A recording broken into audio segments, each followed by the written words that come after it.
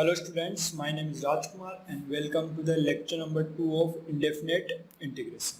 ठीक है, तो लेक्चर 1 में अपन ने क्या देख लिया था कि what is integration is nothing but the reverse process of differentiation, और इंटीग्रेशन से रिलेटेड कुछ स्टैंडर्ड फॉर्मूला अपन ने देख लिया. ठीक है, so in this video will discuss about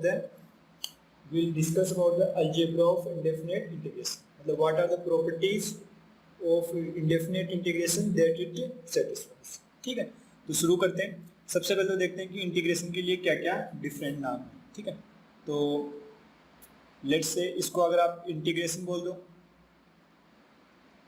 integration के लिए दूसरा टर्म यूज करते हैं that is called anti derivative. Anti derivative इसलिए बोलते हैं क्योंकि ये एंटी डेरिवेटिव में अपन उस फंक्शन का वो फंक्शन फाइंड आउट करने की ट्राई करते हैं जिसका वो डिफरेंशिएशन है. और एंटी डेरिवेटिव के लिए एक टर्म और है प्रिमिटिव. ठीक है, तो ऑल आर आइडेंटिकल. ठीक है, बट ज्यादातर अपन इंटीग्रेशन वर्ड यूज करेंगे. मेरे को ऐसे बोलते हैं कि what is the primitive of sin x, that is again minus cos x plus c. ठीक है, इसके बाद में अपन चालू करते हैं that is algebra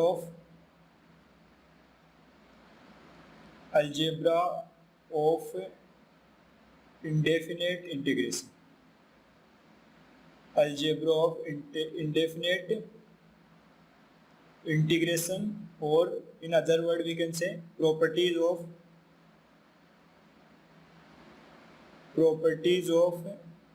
indefinite integration. ठीक है, properties of indefinite integration. ठीक है, तो अपन देखेंगे कि इंडेफिनेट इंटीग्रेशन क्या क्या प्रॉपर्टी सेटिस्फाई करता है, और अगर दो फंक्शन एड में दे रखे तो उनका इंटीग्रेशन कैसे निकालते हैं. दो फंक्शन मल्टीप्लाई में हो तब क्या करेंगे, अगर कोई फंक्शन के साथ में कोई कांस्टेंट मल्टीप्लाई में आ गया उस फंक्शन को इंटीग्रेट कैसे करेंगे. ठीक है, और इसके लिए अपन एक वर्ड और यूज करते हैं, ऐसे बोल सकते हैं रूल्स ऑफ इंडेफिनेट इंटीग्रेशन. ठीक है, तो ये सारे एक ही नाम, रूल्स ऑफ इंडेफिनेट इंटीग्रेशन. ठीक है, तो इसमें सबसे पहले प्रॉपर्टी नंबर वन पढ़ते हैं that is if integral of F X D X equal to G X plus सी. ठीक है, एफ एक्स का प्रिमिटिव जी एक्स है, मतलब एफ एक्स का प्रिमिटिव जी एक्स है, मतलब कि जी एक्स को डिफरेंशिएशन करने पे मेरे पास क्या आ रहा था, F X. If integral of F X D X equal to G X plus C, then integral of F of T D T equal to G T plus सी. ठीक है, तो इसका मतलब क्या है कि यहाँ पे ये अक्स और ये डी एक्स दोनों सेम होने चाहिए. मतलब यहाँ पे अगर वेरिएबल को मैं रिप्लेस कर दूँ तो वहां से फाइनल आंसर मेरा चेंज हो जाएगा. बस इतना ध्यान रखना है कि यहाँ पे अगर अक्स आ रहा है तो यहाँ भी फिर अक्स आना चाहिए. ठीक है, तो कहने का मतलब अगर इसको एग्जांपल की हेल्प से अगर मैं समझाना चाहूँ, एग्जांपल नंबर 1, इफ आई से what is the integral of sign T. ठीक है, अपने को पता है कि इंटीग्रल ऑफ साइन टी क्या होता है, साइन एक्स क्या होता है, माइनस कोस एक्स. तो इंटीग्रल ऑफ साइन टी क्या हो जाएगा, माइनस कोस टी प्लस. ठीक है, एक्स को टी से रिप्लेस कर दिया. ठीक है, एग्जाम्पल नंबर टू अगर मैं ऐसे बोलना चाहूँ कि what is the integral of cos x square with respect to d x square. ठीक है, तो अब यहाँ पे ये वाला चीज और ये वाली चीज दोनों सेम आ रही है, तो एक बार तुम समझने के लिए एक्स स्क्वायर को टी से रिप्लेस करो. ये तो ऐसे लिखा हुआ है integral of cos t D T, और इंटीग्रल ऑफ कोस टी सबको पता है क्या होता है, साइन टी. तो इसका आंसर क्या आ जाएगा, साइन एक्स स्क्वायर प्लस सी. ठीक है, तो नेक्स्ट एग्जांपल कंसीडर करते हैं that is example number 3. Third example है integral x plus 3 whole square D x plus 3. तो यहाँ पे ये वाली चीज और ये वाली चीज सेम आ रही है. अब तुम इसको ये समझो कि x प्लस 3 को एक बार t टाइप से कंसीडर करो. अगर ये x प्लस 3 को अगर t कंसीडर किया तो ये तो इस टाइप का चीज लिखा हुआ है integral T square D T. अगर integral T square D T लिखा हुआ है तो इसमें फॉर्मूला लग जाएगा x to the power n का. x to the power n का फॉर्मूला क्या था, x to the power n plus 1 divided by n plus 1. तो यहाँ पे x प्लस 3 तो t की तरह ट्रीट हो रहा है, ये हो जाएगा x to the power n plus 1. तो n प्लस 1 कितना हो जाएगा, 2 प्लस 1 3 अपॉन 3 प्लस c. ठीक है, ये इसका आंसर आ गया. Let's consider one more example, that is example number 4। Next example है मेरा sec square 4x minus 3 d 4x minus 3, इसका निकालना है। तो 4x माइनस 3 को t की तरह कंसिडर किया तो ये तो लिखा हुआ है सेक स्क्वायर t dt। अब सेक स्क्वायर t का इंटीग्रल क्या होता है 10x, ये हो गया 10, यहाँ पे आ जाएगा 4x माइनस 3 प्लस c। ठीक है, let's move to the example number 5। कहने का मतलब कि ये वाला x और ये dx के अंदर जो x आ रहा है दोनों सेम होना चाहिए, तभी अपन ये फॉर्मूला अप्लाई कर सकते हैं। ठीक है, एक एग्जांपल और देख लिया। लेट्स से मेरे पास इसे दे रखा है d x to the power 10 divided by x to the power 10। तो यहाँ पे अगर मैं x टू द पावर 10 को t की तरफ ट्रीट करूँगा तो लिखा हुआ dt upon t। dt upon t का इंटीग्रल क्या होता है ln t, तो इसको अपन लिख सकते हैं ln mod x to the power 10 plus c। ठीक है, तो इस टाइप से अपन इसका यूज करके अपन इस टाइप के इंटीग्रेशन को कैलकुलेट कर सकते हैं। बट यहाँ पे एक चीज ये ध्यान रखने की जरूरत है कि but integral of cos x square dx is not equal to sine of x square plus c। यहाँ पे क्या प्रॉब्लम होगी कि ये वाला x और ये वाला x मैच नहीं हो रहा है, यहाँ पे x स्क्वायर आ रहा है, यहाँ पे x आ रहा है, तो मतलब इंटीग्रेटिंग वेरिएबल तो x है और यहाँ पे कोस के आर्गुमेंट में क्या लिख रखा है x स्क्वायर, इस कारण से ये इक्वल नहीं हो पाएगा। ठीक है, अगर यहाँ पे dx स्क्वायर होता तब तो इसको एज ए लीनियर ट्रीट कर लेते, अगर x स्क्वायर को t ट्रीट किया तो ये यहाँ पे d ऑफ रूट t हो जाएगा।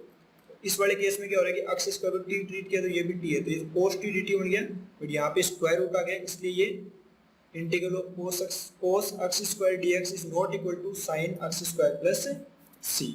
ठीक है, होपफुली समझ में आ गया होगा। Let's move to the property number 2। Property number 2 says, second property क्या बोलती है कि if integral of fx equal to gx plus c, then integral of f ax plus b dx equal to 1 over a g ax plus b plus c। कहने का मतलब अगर कोई function है fx, उसका इंटीग्रेशन gx प्लस c दे रखा है, तो अगर मैंने x को किसी लीनियर एक्सप्रेशन से रिप्लेस किया तो उसका आंसर भी वही आ जाएगा। बस मेरे को इतना ध्यान रखना है कि जो x का कोएफिशिएंट आ रहा है उससे मैंने उसको डिनोमिनेटर में डिवाइड कर दिया। ठीक है, तो कहने का मतलब एग्जाम्पल की हेल्प से समझते हैं। Example 1, find the integral of cos 3x plus 5 dx। ठीक है, तो 3x प्लस 5 तो एक लीनियर की तरह है, तो एक बार इसको ये समझो कि ये cos t है, तो cos t का इंटीग्रेशन लिख दिया। cos t का इंटीग्रेशन होता है sin x, तो sin और यहाँ पे x की जगह क्या है 3x प्लस 5। बस यहाँ पे डिनोमिनेटर में एक चीज आएगा, वो क्या आएगा x का कोएफिशिएंट क्या है 3 है, तो यहाँ पे कितना आ जाएगा 3 प्लस c। ठीक है, let's take one more example, example number 2। ये मेरा है 2x plus 8 whole power 4 dx, ये निकालना है। तो इसके लिए क्या हो जाएगा, इसको एक बार लीनियर की तरह ट्रीट किया, ये तो t हो गया, t टू द पावर 4 का इंटीग्रेशन क्या हो जाएगा 2x plus 8 t to the power 4 का हो जाएगा t पावर 5 अपॉन 5। यहाँ तक तो आंसर आ गया। ये तो इसको x की तरह ट्रीट करके x टू द पावर 4 का हो गया x पावर 5 अपॉन 5। बट यहाँ पे बस एक चीज हो रहेगी, x का कोएफिशिएंट है उससे डिवाइड करना पड़ेगा। x का कोएफिशिएंट 2 है तो इसको 2 से डिवाइड कर दिया प्लस c।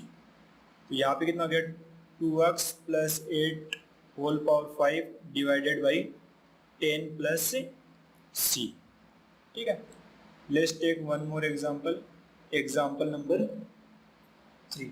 ठीक है, बट एग्जांपल नंबर 3 में से देख लिए कि let's say dx upon 2x plus 7। ठीक है, तो 2x प्लस 7 लीनियर आ गया तो इसको एक बार t की तरह ट्रीट कर दिया, तो ये तो लिखा हुआ है dt अपॉन t टाइप लिखा है। 1 अपॉन t का इंटीग्रेशन क्या होता है ln t, तो इसका लिख दिया ln मोड t की जगह 2x प्लस 7, ये आंसर आ गया। और x के कोएफिशिएंट से डिवाइड कर दिया, x का कोएफिशिएंट क्या है यहाँ पे 2 है, तो इसको 2 से डिवाइड कर दिया प्लस c, ये इसका आंसर आ गया। बट ये चीज ध्यान रखना है कि अगर मेरे पास यहाँ पे लीनियर आ रहा है तभी ये चीज मैं कर पा रहा हूँ, अगर मेरे पास लीनियर की जगह क्वाड्रेटिक क्यूबिक और चीज आ गई तो नहीं कर पाऊंगा। मतलब but integral of cos 4x square plus 3 dx is not equal to sine of 4x² plus 3 divided by 4 plus सी। ये गलत क्यों हो गया कि मैंने बोला था कि यहाँ पे अगर लीनियर एक्सप्रेशन आ रहा है तब भी उसको t की तरह ट्रीट करके इंटीग्रेशन कर सकते हैं, बट यहाँ पे 4x² है, 4x² यहाँ पे क्वाड्रेटिक आ गया, क्वाड्रेटिक आ गया तो इसको अपन उस टाइप से ट्रीट नहीं कर सकते, ठीक है। अब इसका इंटीग्रेशन कैसे होगा वो बात की बात है, ठीक है। अभी तो तुम्हें इतना समझ में आना चाहिए कि यहाँ पे लीनियर आ रखा है तो लीनियर को तुम नॉर्मल की तरह ट्रीट करो, इसको t की तरह ट्रीट करके जो फंक्शन उसका इंटीग्रेट करो और डिनोमिनेटर में अक्ष के कोएफिशिएंट से डिवाइड करो, तब b का कोई इफेक्ट नहीं आ रहा है, ठीक है। तो यहाँ से अपन दो फॉर्मूले बना सकते हैं। इन जनरल दो फॉर्मूले क्या हो गए, एक फॉर्मूला तो हो गया integral of sine ax plus B, ax plus B का इंटीग्रेशन क्या हो जाएगा -1/a cos ax plus B plus सी, ठीक है। एक तो ये फॉर्मूला, इसका अच्छे से रट्टा मार लिया, दिस इज इम्पोर्टेंट फॉर्मूला, ठीक है। एक फॉर्मूला और देखते हैं दैट इज कोस का। तो यहाँ से सेकंड फॉर्मूला क्या हो जाएगा integral of cos ax plus B, cos ax plus B का इंटीग्रेशन हो जाएगा 1/a sine ax plus B plus सी, ठीक है। ये भी फॉर्मूला अपन ने अच्छे से दिमाग में रख लिया, ठीक है। तो अभी तक अपन ने कितनी प्रॉपर्टी कर लिया, so far we have seen property 2। First property में देखा था कि इंटीग्रेटिंग वेरिएबल को अगर चेंज कर रहे हैं, रिप्लेस कर रहे हैं, तो अक्ष की जगह t हो, y हो, z हो, फर्क नहीं पड़ता, फॉर्मूला रिमेन्स द सेम।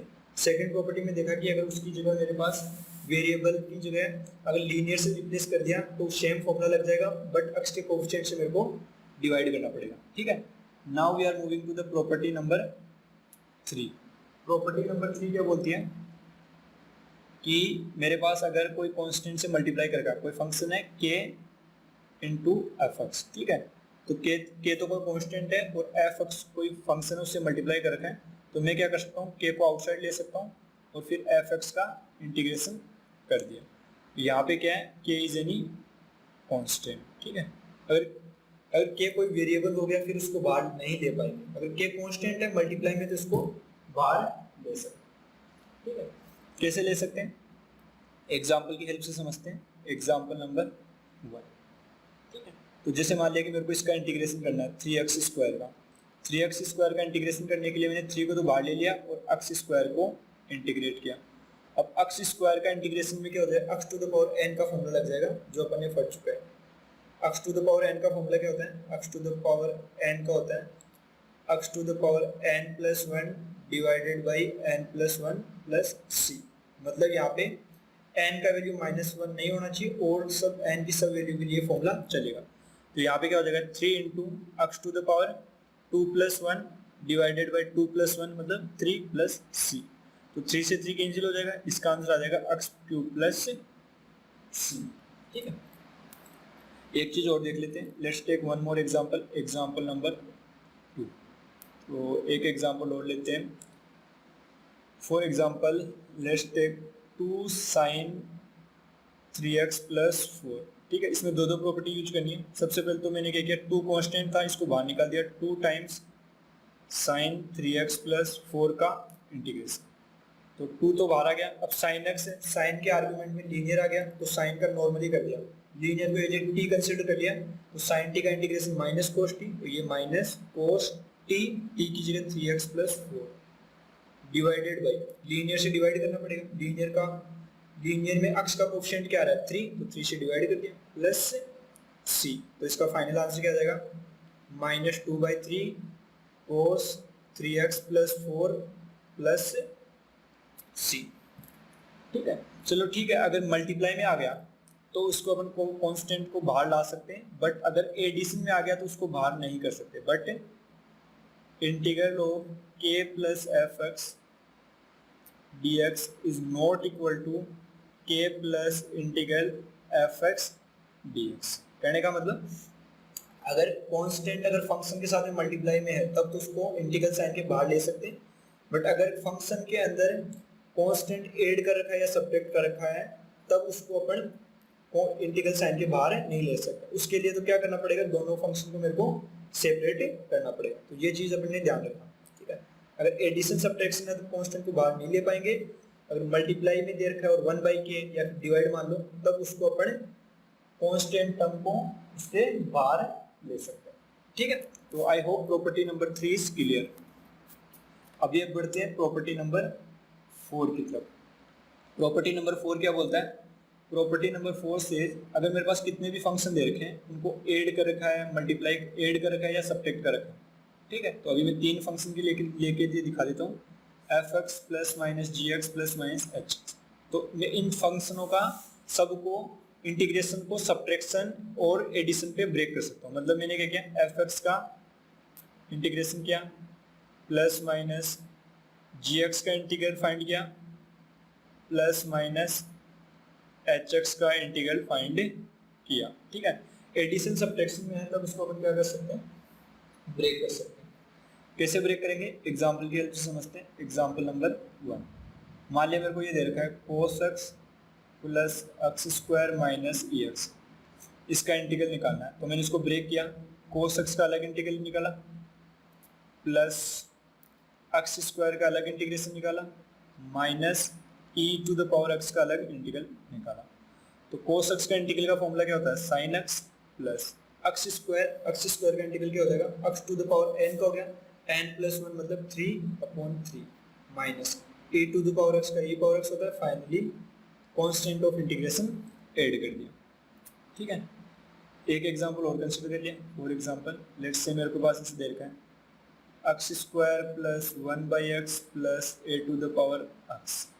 ठीक है, इसका निकालना है, ब्रेक किया तो एक बार तो एक्स स्क्वायर पे ब्रेक हो जाएगा, एक्स स्क्वायर का इंटीग्रल अलग, 1/x का इंटीग्रल अलग plus a to the power x का इंटीग्रल अलग।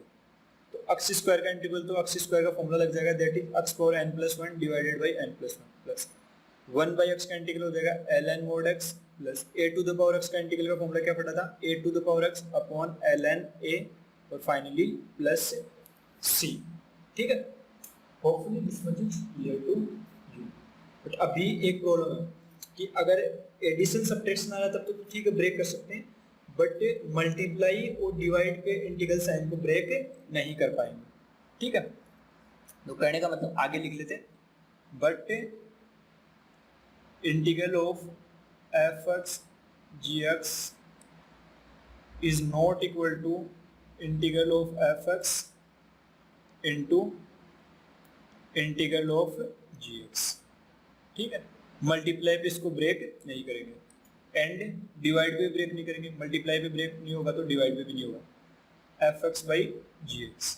ठीक है, तो इसमें ऐसा नहीं कि मैंने fx का ऊपर अलग इंटीग्रल निकाल दिया और gx का अलग इंटीग्रल निकाल दिया। ठीक है, वैसे ये सेम चीज वहां से लागू हो रही है जैसे अपने डिफरेंशिएशन में देखा था कि एडिशन और सब्ट्रैक्शन पे डिफरेंशिएशन को ब्रेक कर सकते हैं इस, और वहां पे मल्टीप्लिकेशन के लिए अलग रूल था और डिफरेंशिएशन के लिए अलग रूल था।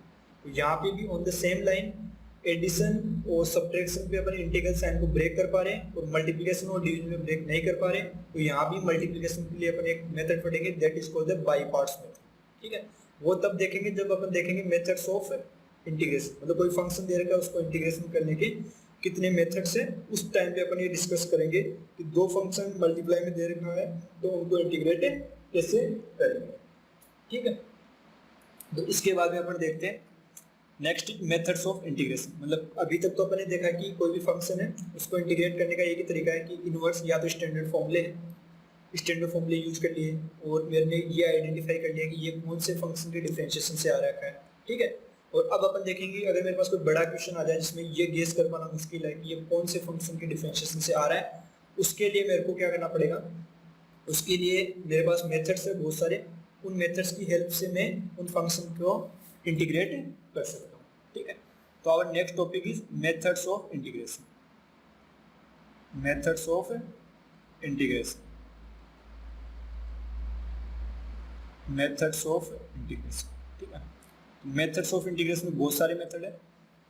तो फर्स्ट आता है, इसमें फर्स्ट डालते हैं using standard formulas, using standard formulas and basic manipulation, ठीक है। मतलब कि अपन जो भी अपन स्टैंडर्ड फॉर्मूला सीख रखे हैं उनका यूज करेंगे, और बेसिक मैनिपुलेशन जैसे अपने ट्रिग्नोमेट्री में सीख रखे हैं, a प्लस बी का होल स्क्वायर, अलजेब्रा के सीख रखे हैं, बहुत सारे जो भी फॉर्मूले, क्वाड्रेटिक के फॉर्मूले सीख रखे हैं, फैक्टराइजेशन सीख रखे हैं, all these things we can apply and we can solve the given integral using this method, ठीक है।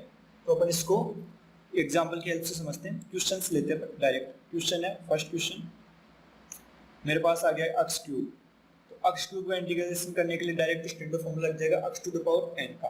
X to the power n का फॉर्मूला क्या था, x power n plus one divided by n plus one. ये हो जाएगा x to the power 3 plus 1 4 हो जाएगा, डिवाइडेड बाई 4 प्लस सी। ये फर्स्ट एग्जाम्पल हो गया।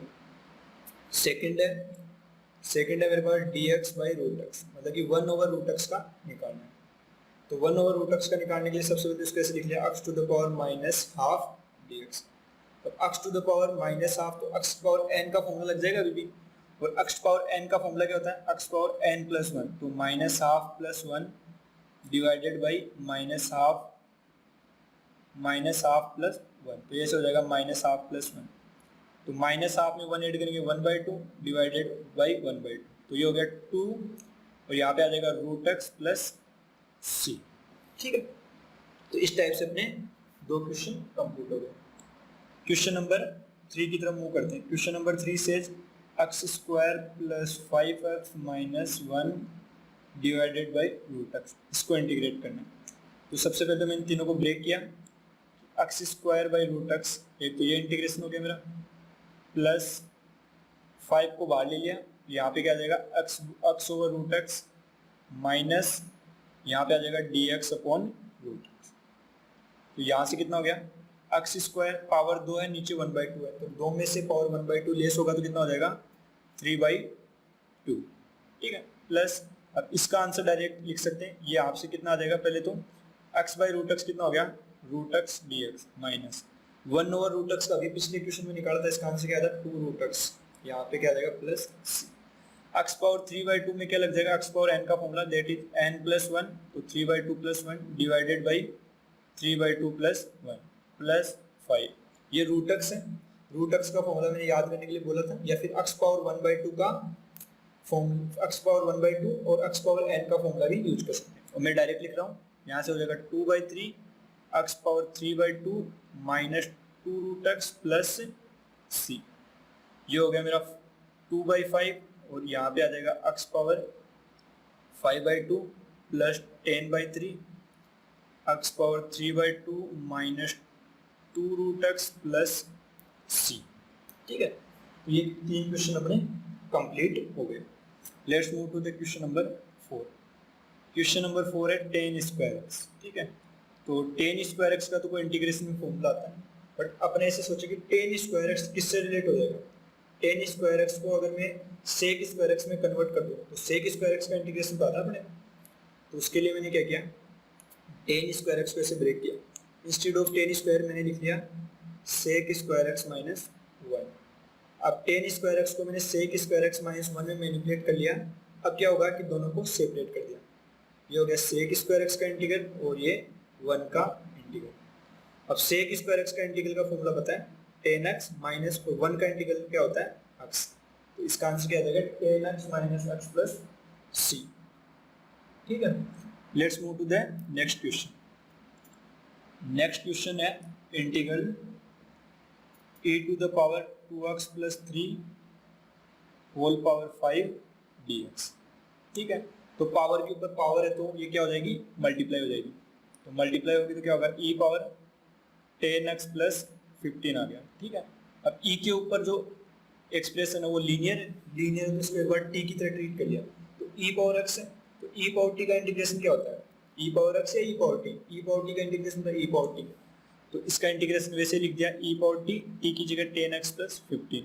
बस मेरे को यहाँ पे इतना सा ध्यान रखना है, जब भी लीनियर आ जाए तो उसका नॉर्मल की तरह ट्रीट कर लिया, नॉर्मल अक्ष की तरह ट्रीट करके आंसर लिख दिया, बट अक्ष के कोफिशिएंट से मेरे को डिवाइड करना है। यहाँ पे अक्ष का कोफिशिएंट क्या आ रहा है 10, तो इसको 10 से डिवाइड कर दिया, तो यहाँ पे e power 10x plus 15 divided by 10 plus c, ये इसका आंसर आ गया। नेक्स्ट क्वेश्चन, क्वेश्चन नंबर 6 लेते हैं। That is integral of dx divided by sine square x into cos square x. इसका इंटीग्रेशन निकालना है। तो सबसे पहले क्या किया, इसमें ऊपर 1 अज्यूम कर लिया, 1 over sign square x into cos square x into D x, और जो 1 है 1 को मैंने रिप्लेस कर दिया sign square x plus cos square x. अब तुम बोलोगे ये चमकेगा कैसे, तो स्टार्टिंग के लिए तुम ऐसे बोल सकते हो कि अभी के लिए तुम्हें दिमाग में पैटर्न बननी चाहिए। तो as of now you can see this question और यू कैन मेमोराइज दिस, ठीक है। तो अभी के लिए तुम्हें दिमाग में पैटर्न बननी चाहिए कि मल्टीप्लाई है, मल्टीप्लाई को अपन प्रोडक्ट में, प्रोडक्ट दे रखा है उसको अपन एडिशन और सब्ट्रैक्शन में कैसे ब्रेक कर सकते हो। once you have practiced enough questions, then you will, this type of manipulation will automatically come into your mind, ठीक है। तो यहाँ पे क्या हो गया, sign square x into cos square x, ठीक है। तो दोनों को सेपरेटली किया, तो मैं साइन स्क्वायर एक्स के लिए एस स्क्वायर ले रहा हूँ plus c square divided by s square c square.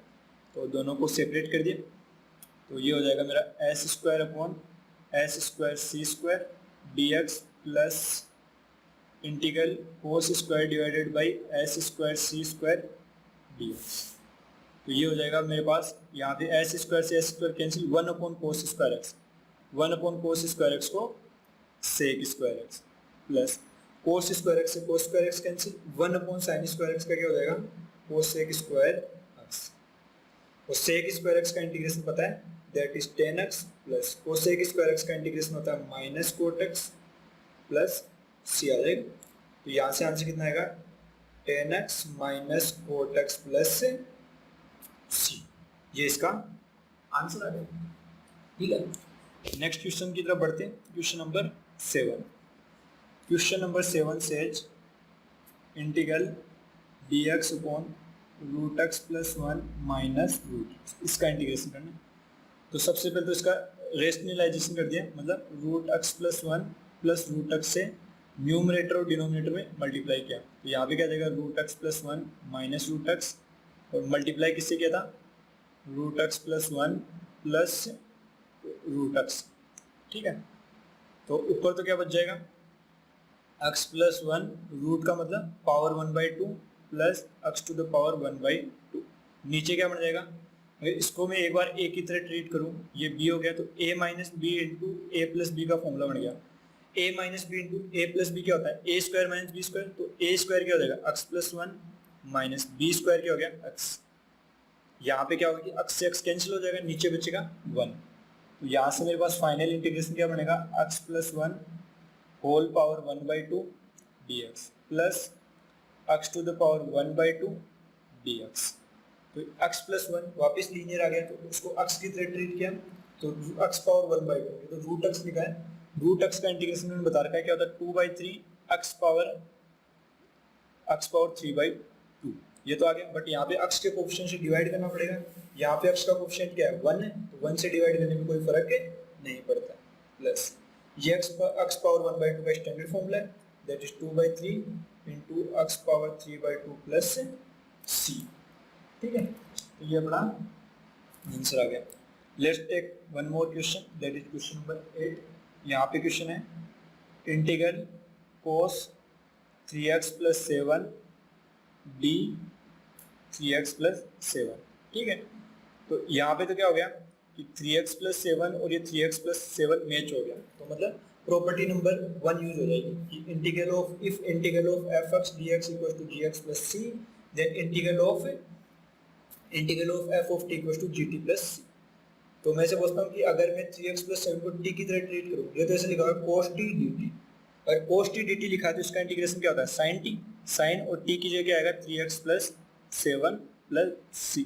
अब यहाँ पे ये ध्यान रखना कि इसको 3 से डिवाइड करने की जरूरत नहीं है, यहाँ पे अपन लोगों ने यहाँ पे प्रॉपर्टी नंबर 1 यूज किया, ना कि प्रॉपर्टी नंबर 2, ठीक है। यहाँ पे लीनियर नहीं है, यहाँ पे जो 3x प्लस 7 और 3x प्लस 7 मैच कर रहा है, तो ये तो cos t dt टाइप का फॉर्मेट बन गया, ठीक है। तो यहाँ से अपने पास आंसर क्या आएगा 3x प्लस 7 प्लस c, ठीक है। एक क्वेश्चन और देखते हैं, question number 9, that is 2x plus 3 into square root of 3x plus 2 dx। ठीक है, तो इसको किस टाइप से मैनिपुलेट करेंगे? यहाँ पे से आ रहा है कि देखो एक स्क्वायर रूट में लीनियर आ रखा है और एक स्क्वायर रूट के बाहर लीनियर आ रखा है। इसको मैनिपुलेट करने का बेसिक तरीका क्या है? जो बाहर जो लीनियर है उसको अंदर वाले लीनियर के फॉर्मेट में लिखा, मतलब एक लीनियर एक्सप्रेशन को अपन दूसरी लीनियर एक्सप्रेशन के टर्म्स में एक्सप्रेस कर सकते हैं। कहने का मतलब मैंने क्या किया, जो 3x प्लस 2 है तो जबरदस्ती 3x प्लस 2 बना लिया। अब 3x प्लस 2 बना लिया तो जबकि मेरे को चाहिए था 2x प्लस 3, तो मैंने x का कोफिशिएंट एडजस्ट किया, तो मेरे को 3 नहीं चाहिए तो 3 से डिवाइड किया, और मेरे को 2 चाहिए तो 2 से मल्टीप्लाई किया। तो यहाँ से देखोगे तो कितना हो जाएगा, 3 से 3 2x आ जाएगा प्लस 4/3 आ जाएगा। मेरे को चाहिए 3, तो मेरे को 4/3 आ गया, चाहिए 3, तो मतलब कि मेरे पास यहाँ पे आ गया 4/3। 4/3 में क्या ऐड करूँ कि मेरे पास 3 आ जाए, मतलब कि कहने का मतलब कि मेरे पास 4/3 आ गया और मेरे को चाहिए कितना 3, तो 4/3 में मैं क्या ऐड करूँ, मान लिया t ऐड करूँ कि मेरे पास 3 आ जाए। तो यहाँ पे t का मान कितना आएगा, 3 माइनस 4/3, तो 9 माइनस 4 5, तो ये हो गया 5/3 into square root of 3x plus 2 dx। ठीक है, समझ नहीं आएगा कोई दिक्कत नहीं है। ऐसे करो कि 3x प्लस 2 है तो 2x प्लस 3 को अपन 3x प्लस 2 के टर्म्स में एक्सप्रेस करना चाह रहे हैं, तो 3x प्लस 2 है तो सबसे पहले 3x प्लस 2 जबरदस्ती लिख लिया। अब x का कोफिशिएंट मैच किया तो यहाँ पे 2 चाहिए जबकि है 3, तो 3 से डिवाइड किया तो वहाँ पे x का कोफिशिएंट 1 बन जाएगा, जबकि चाहिए 2 तो 2 से डिवाइड कर दिया, तो x का कोफिशिएंट एडजस्ट हो गया। फिर मेरे पास आएगा 4/3, मेरे को चाहिए 3, तो 4/3 में क्या ऐड करे कि मेरे पास 3 आ जाए, दैट इज 5/3। तो अभी अपना स्टैंडर्ड फॉर्मेट बन गया। अब इसको मल्टीप्लाई कर दिया अंदर, तो अंदर मल्टीप्लाई करेंगे, देखो 2/3 तो इंटीग्रेशन साइन के बाहर आ गया, स्क्वायर इंटीग्रल ऑफ यहाँ पे 3x प्लस 2, यहाँ पे रूट x, तो ये तो ऐसे लिखा हुआ है t√2 क्या होता है, t की पावर 3/2, तो ये 3/2 हो गया प्लस 5/3, और यहाँ से कितना आएगा 3x प्लस 2 पावर 1/2। ठीक है, तो यहाँ से आंसर कितना आएगा 2/3, ये तो लीनियर है, लीनियर की पावर 3/2 है, तो लीनियर है तो इसको x की तरह ट्रीट कर लिया। x की पावर 3/2 का इंटीग्रेशन क्या होता है, x power 3/2 plus 1 that is 5/2 divided by 5/2 plus यहाँ पे कितना आएगा 5/3, और यहाँ पे कितना आएगा, ये x की पावर 1/2 है, x की पावर 1/2 का इंटीग्रेशन याद करा रखा है, that is 2/3 3x plus 2 whole power 3/2 plus c। अब ये लीनियर था तो इसको 3 से डिवाइड कर दिया। ठीक है, क्योंकि लीनियर है तो उसको डिवाइड, लीनियर में अक्षय कोएफिशिएंट से डिवाइड करते हैं, ये भी लीनियर था तो इसको मैंने क्या किया 3 से डिवाइड कर दिया। ठीक है, आगे होपफुली तुम सोल्व कर सकते हो, ये 3 इंटू 3 9 हो जाएगा, 2 ऊपर चला जाएगा, तो 4/45 into 3x plus 2 whole power 5/2 plus ये कितना हो गया 27 हो जाएगा नीचे, 10/27 3x plus 2 whole power 3/2 plus c। ठीक है, एक लास्ट क्वेश्चन और देख लेते हैं, question number 10। Question number 10 says integrate x square minus 1 upon x square plus 1, इसको इंटीग्रेट करना है। तो मैंने क्या किया, डिनोमिनेटर में 2 को ऐसे लिख लिया प्लस 1 माइनस 2, सॉरी न्यूमरेटर में 2 को लिख लिया, -1 को लिख लिया 1 माइनस 2, क्यों किया ऐसा, ताकि इसको डिनोमिनेटर के जैसा बना लिया। अब क्या किया, x स्क्वायर प्लस 1 अलग टर्म हो गया, 2 अलग टर्म्स हो गया, तो दोनों को ब्रेक कर दिया तो यहाँ पे क्या हो जाएगा x square plus 1 divided by x square plus 1 dx minus 2 integration के बाहर आ जाएगा dx upon x square plus 1, तो यहाँ से x स्क्वायर प्लस 1 से x स्क्वायर 1 प्लस कैंसिल हो गया, तो dx minus 2 times dx over x square plus 1, तो इंटीग्रल ऑफ 1 तो क्या होता है x माइनस 2, ये स्टैंडर्ड फॉर्मूला बन गया। Integral of 1 over 1 plus x square बोल दिया, फिर x स्क्वायर प्लस 1, ये किसका फॉर्मूला बन गया tan इनवर्स x, तो इसका आंसर क्या आ गया x minus 2 tan inverse x plus c। ठीक है, एक लास्ट क्वेश्चन और देख लेते हैं जाते जाते, that is integral of x square plus sine square x divided by 1 plus x square into sec square x dx। ठीक है, तो यहाँ से क्या आ जाएगा एक्स स्क्वायर, अब मैंने साइन स्क्वायर एक्स को ऐसे लिख लिया 1 माइनस कोस स्क्वायर एक्स। इससे फायदा क्या हुआ कि 1 प्लस एक्स स्क्वायर मैंने न्यूमरेटर में जनरेट कर लिया, ठीक है, और इनटू में क्या दे रखा है मेरे पास है सेक स्क्वायर एक्स, ठीक है। अब इसको ब्रेक किया, एक्स स्क्वायर प्लस 1 एक टर्म हो गया, कोस स्क्वायर एक्स अलग टर्म हो गया, तो मेरे पास आएगा एक्स स्क्वायर प्लस 1 के नीचे एक्स स्क्वायर प्लस 1 जाएगा तो 1 minus cos square x upon x square plus 1 into sec square x. तो अब इस सेक स्क्वायर एक्स को अंदर मल्टीप्लाई किया तो ये हो जाएगा मेरा सेक स्क्वायर एक्स माइनस यहाँ पे क्या हो जाएगा cos square x into sec square x 1 हो जाएगा, ऊपर तो 1 नीचे बचेगा x square plus 1। Sec square x का इंटीग्रल होता है tan x minus 1 over 1 plus x square का इंटीग्रेशन होता है टेन इनवर्स एक्स, और फाइनली क्या आ जाएगा प्लस सी, ठीक है। तो इस टाइप से अपन फर्स्ट कैटेगरी में अपन इस टाइप के क्वेश्चनों को सोल्व कर सकते हैं। इसमें अपन क्या कर रहे हैं, या तो डायरेक्ट स्टैंडर्ड फॉर्मूला लग रहा है इंटीग्रल का जो भी अपन 10-12 फॉर्मूले सीखे थे उनमें से, या फिर क्या कर रहे हैं एक्सप्रेशन को कुछ तोड़ मरोड़ के कुछ मैनिपुलेट करना पड़ रहा है। कभी साइन 1 की जगह sine square x plus cos square x लिख रहे हैं, कभी sine x by cos x को टेन एक्स पुट कर रहे हैं, कभी a plus b by c को ब्रेक कर रहे हैं a by c plus b by c, ठीक है। तो integration is all about manipulation. अगर तुम्हारा मैनिपुलेशन अच्छा है, तुम फॉर्मूले को अच्छे से याद कर पा रहे हो, तुम्हें क्लिक कर रहा है कि इसको इस टाइप से यूज करते हैं, तो I think that integration won't be that much tough for you. बहुत इजी चैप्टर है, बस तुम्हें you need practice and you need consistency, ठीक है। ऐसे नहीं आज चैप्टर पढ़ लिया 2 दिन तक अपन उस चैप्टर को टच ही नहीं करें। You need to be regular, you have to daily, अगर तुम डेली के 5 क्वेश्चन सोल्व कर रहे हो, but daily you have to solve the question from this chapter, ठीक है। तो अभी तो और भी फॉर्मूले आएंगे, और भी मेथड्स आएंगे। ये तो फर्स्ट मेथड सीखा है कि इसमें अगर using standard formula and using some basic manipulation, ठीक है। तो इनकी अच्छे से अपन प्रैक्टिस करें, और नेक्स्ट लेक्चर में अपन कुछ थोड़े और क्वेश्चन सोल्व करेंगे, एंड उसके बाद में अपन method of integration second type पढ़ेंगे, दैट इज सब्स्टिट्यूशन मेथड। मतलब सब्स्टिट्यूशन का यूज करके अपन कोई भी इंटीग्रेशन को कैसे सोल्व कर सकते हैं, ठीक है। So I hope this much is enough for this lecture.